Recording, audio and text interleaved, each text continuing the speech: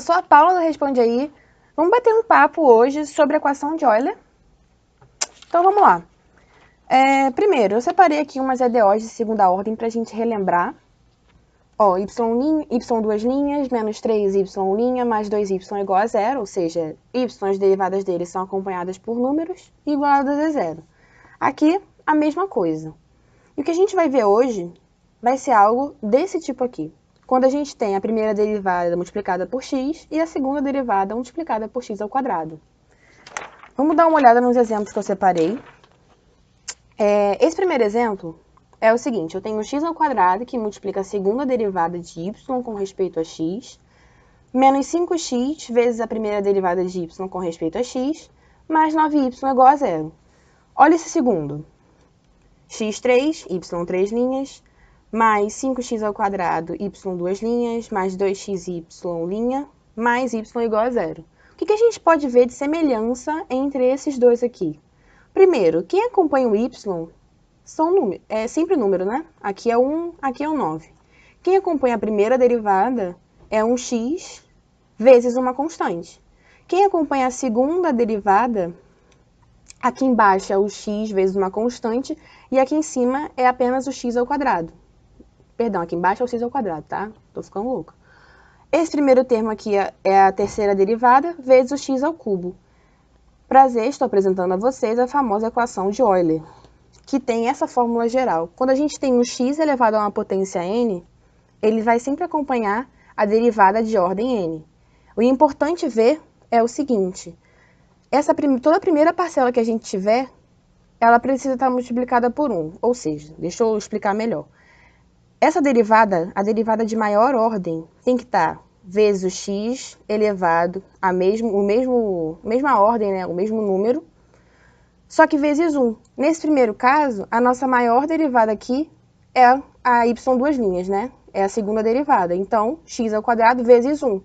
Nesse segundo caso, é a terceira derivada. Então, o x ao cubo que tem que estar vezes 1.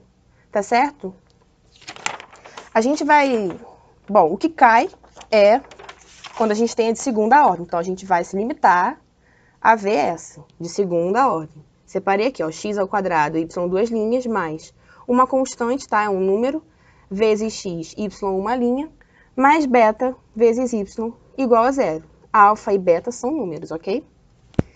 E aí um cara louco, tipo, muito louco, disse que a solução para esse tipo de problema era dessa forma. O y que satisfazia essa equação era o x elevado a r. Toda vez que a gente supõe que algo é a solução da EDO, ele tem que respeitar essa relação que a EDO está propondo aqui em cima. Então, vamos substituir esse x elevado a r em todos os y aqui. Ó, a gente fica, então, tendo que calcular a segunda derivada desse x elevado a r, a primeira derivada do x elevado a r, e o próprio x elevado a r não tem que fazer nada, só bota ele aí. Calculando a primeira derivada e a segunda, a gente fica com esses termos. E aí, arrumando direitinho, a gente vai ficar com algo desse tipo. Percebe que o x elevado a r aparece nas três parcelas. Então, o que a gente pode fazer é colocar em evidência, certo? Foi o que eu fiz aqui embaixo, ó. Botei em evidência, fiquei com um produto de duas coisas igual a zero. Percebe uma coisa. Esse primeiro termo aqui é tudo uma função de r. Meu x sumiu. E isso vai ser bom, sabe por quê? Como a gente tem um produto de duas coisas dando zero, significa que ou uma coisa é zero, ou a outra coisa é zero. Só que x elevado a r nunca é zero. Então, isso quer dizer que quem tem que ser zero é esse polinômio aqui de r, não é de x. Então, o nosso problema, que parecia ser um pouco esquisito aqui em cima, tudo isso se resume a resolver uma equação do segundo grau. Paula, não estou vendo alguma coisa ao quadrado. Olha só. Arrumei de maneira a deixar ao quadrado para ficar mais explicadinho. O que era dessa forma, ficou assim. Ó, esse alfa e esse beta são os coeficientes que a gente tinha na nossa EDO, então eles permanecem. Chamado de polinômio característico, essa equação. Toda vez que a gente tem uma equação do segundo grau, a gente tem que pensar no delta. Porque ele pode ser maior do que zero, e aí a gente vai ter duas raízes reais diferentes uma da outra, né, distintas. Ele pode ser igual a zero, duas raízes são reais e iguais, ou ele pode ser menor do que 0. E aí as raízes são complexas, é quando aparece aquele i. Para cada um desses casos, a gente tem uma solução diferente. Vamos dar uma olhada em cada um deles para ficar bem claro, né? Tem que correr nas suas veias isso. Primeiro caso é quando o delta é maior do que 0. Ou seja, eu tenho duas raízes distintas.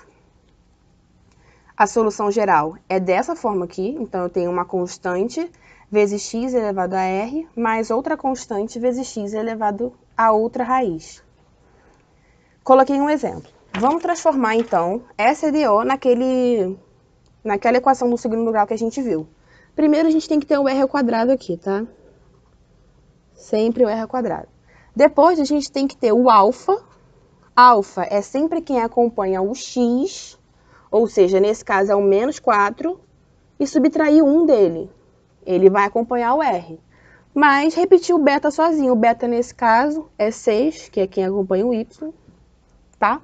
Então, isso aqui eu vou ficar com r ao quadrado menos 5r mais 6 igual a 0. Resolver isso aqui, você pode fazer por Bhaskara, você encontra qual é a maior maneira que você sabe, por só um produto, enfim. Eu sei que uma raiz vai ser 2 e a outra raiz vai ser 3, ok? Então, a nossa solução vai ser de qual forma? Olhando para esse formato aqui.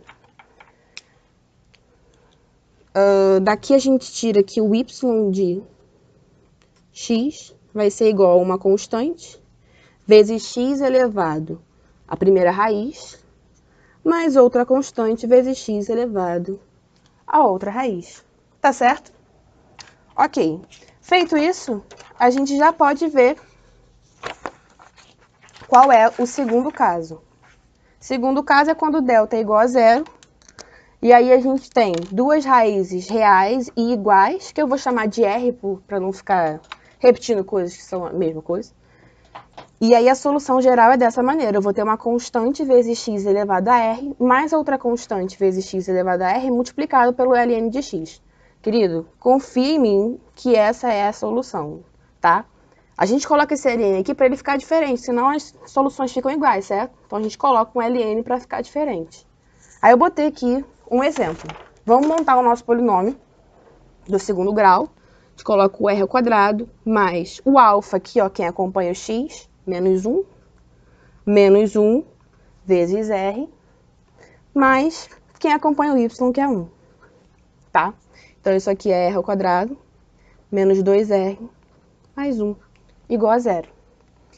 Bom, o delta, b ao quadrado, ou seja, menos 2 ao quadrado, que dá 4, menos 4 vezes a, que é 1, vezes o c, que é 1. Então, 4 menos 4 é 0. Opa, é o caso que a gente está estudando.